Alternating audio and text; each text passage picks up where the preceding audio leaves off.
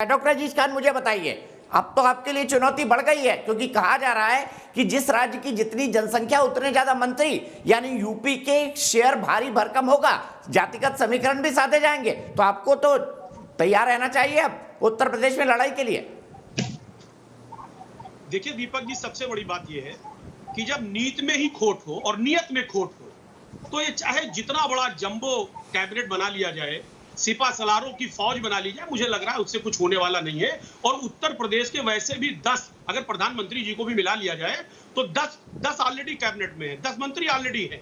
और इतना बड़ा कोरोना काल हुआ, इतनी बड़ी समस्या आई उत्तर प्रदेश में, एक भी मंत्री यहाँ पूछने नहीं आया, हाल लेने नहीं आया। एक बात अभी जैसा कि मैं सुन रहा था कि मैक्सिमम गवर्नेंस और मिनिमम गवर्नमेंट, साहब ये चीजें एक जुमला है, और वो जुमला साबित हुई, क्योंकि काम तो सिर्फ 2 ही लोगों को करना है और 2 लोग कर रहे हैं। मोदी जी का मंत्र है कि नाम के लिए मंत्री और काम के लिए प्रधानमंत्री, ये उनका जुमला है, ये उनकी सोच है।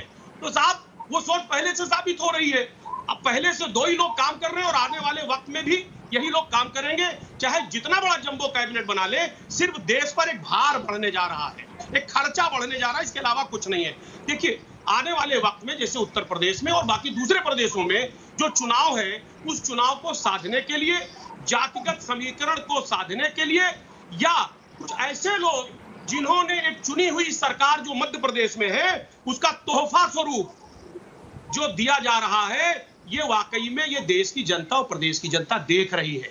एक चुनी हुई सरकार को जो गिराया गया और उसके तोहफे के स्वरूप क्या दिया जा रहा है, ये भी आप समझ लें। दूसरी बात, चिराग पासवान साहब बिहार के, वो तो कह रहे थे साहब मैं हनुमान हूं, मोदी जी राम है।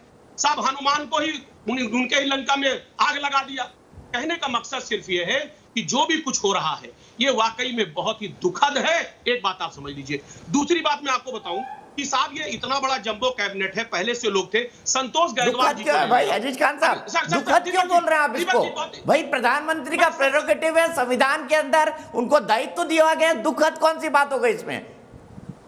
सर मैं दुख नहीं व्यक्त कर रहा हूं, उनकी जुमला पे मुझे दुख है। उन्होंने कहा था मैक्सिमम गवर्नेंस मिनिमम गवर्नमेंट, साहब वो जुमला साबित हो गया ना, वो इसलिए मुझे दुख है और कोई बात नहीं। वो तो कहते रहते हैं गवर्नमेंट तो मिनिमम ही था ना डॉक्टर अजीज खान, अभी भी 28 मंत्री बनाए जा सकते हैं ना। मान रहा हूं ना, तो आज भी तो मैं मान ही रहा हूं ना सर, और जो बनने जा रहा है वो भी मिनिमम गवर्नमेंट बनने जा रहा है। सर मैं उसी बात को कह रहा था। साहब संतोष गंगवार जी उत्तर प्रदेश में आप समझिए सीएम के साथ मीटिंग कर रहे थे, अधिकारियों को फोन मिलाया, अधिकारियों उनका फोन नहीं उठाया कोरोना काल में। एक बात, यही साहब बीके सिंह साहब है, मंत्री रहे।